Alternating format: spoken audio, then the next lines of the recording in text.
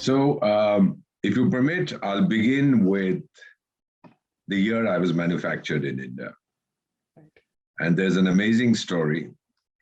When the partition of India took place, Yes. people who were either walking, some lucky ones were flying, others took whatever means of transport they could, and many moved in trains. The trains coming from Pakistan to India, because Pakistan was created on the 15th of August, 1947. It did not become independent. It didn't exist. Right. We existed, we became independent. Yes.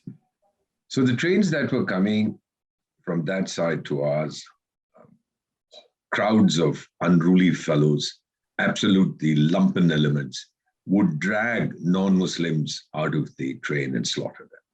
And the women would be molested and violated, what have you. And I'm told that something similar went on from our side to theirs, the trains that were taking those who had opted for Pakistan, because it was much more from their side, because that entire experiment was based on a thing called religion, Yes. which theory was exploded not much more than 24 years after its creation. Yes. So one of the trains coming from Lahore reached Amritsar. It was escorted by the Pakistani army, the agreement between the two governments. And then at the border, the Indian army took over to escort the train all the way to Delhi. There's a place in Delhi called Kingsway Camp. It still exists. It was built to accommodate these refugees. Built for 30,000. At one time, I'm told there were 300,000.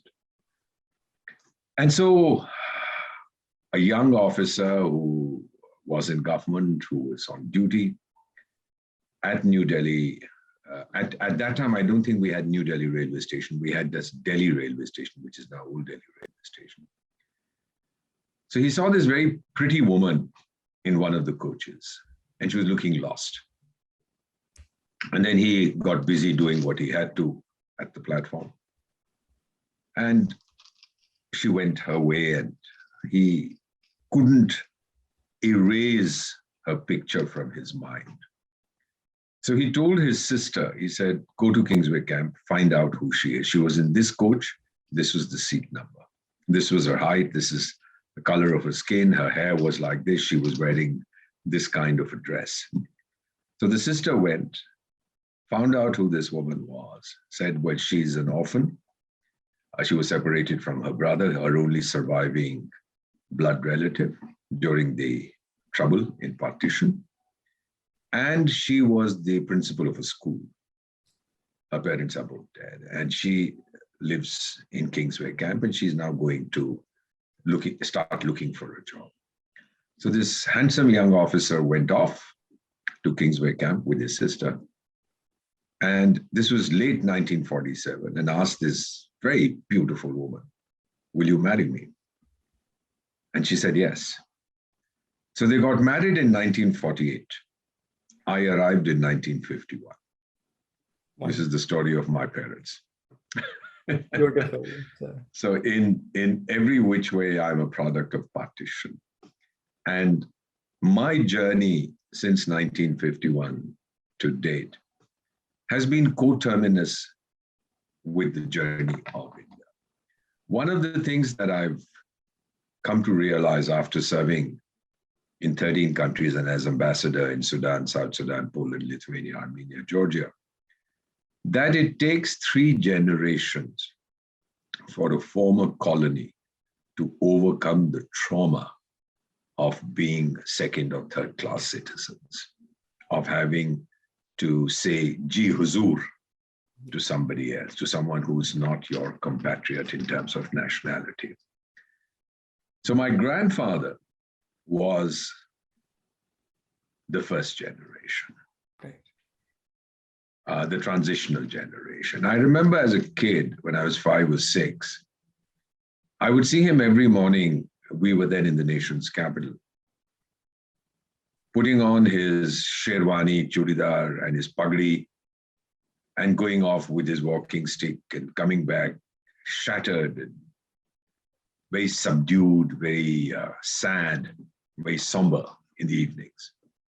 And then a child's curiosity, I asked him, I said, in Hindi, I said, Dada, कहाँ जाता है? हर रोज और शाम को आता है. Then Dadi has to make tea for you and cheer you up. What's with it? He said, son, we owned property in Lahore, which we had to leave. And there was an agreement between the government. This was called enemy property. There was an agreement that whatever was vacated of equivalent size or value, I don't know how they decided on it, by people who went to Pakistan, and that was available in roughly the same kind of neighborhood that we had left. My grandparent had left his home in Lahore. That would be given to us in the nation's capital. Okay. So then I asked him, I said, then Dada, what's the issue? And I remember his words to me, rather bitter. Well, he says, beta, ye kya sarkar hai? Are अंग्रेजों का ज़माना था. Right. So he was brought up to believe that everything that the British did was infinitely superior to anything that we could achieve. That was his mindset. He also got some kind of funny title, Rai Saab or Rai Bahadur or something like that the Brits gave him, which means nothing. Then came my father's generation. All right, I was young at the time of partition. We were trained in British India, but now we have to build our own country. So his was pretty much the first generation that assumed charge, so to speak, took the destiny of India into their own hands.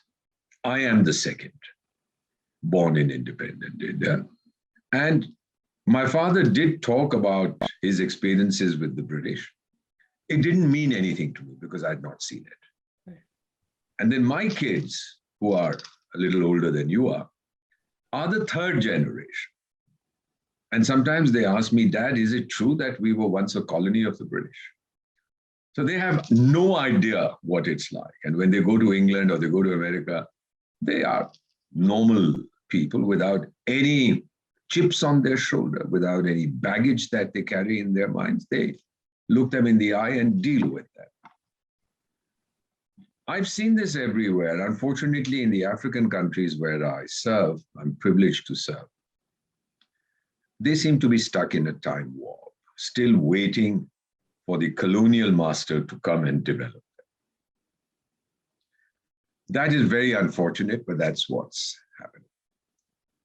Then when I talk to a lot of young people in India, I've spoken to about, as of date, over 30 million, virtually as well as in person. I travel across the country, part of a program called Enlighten India. Okay.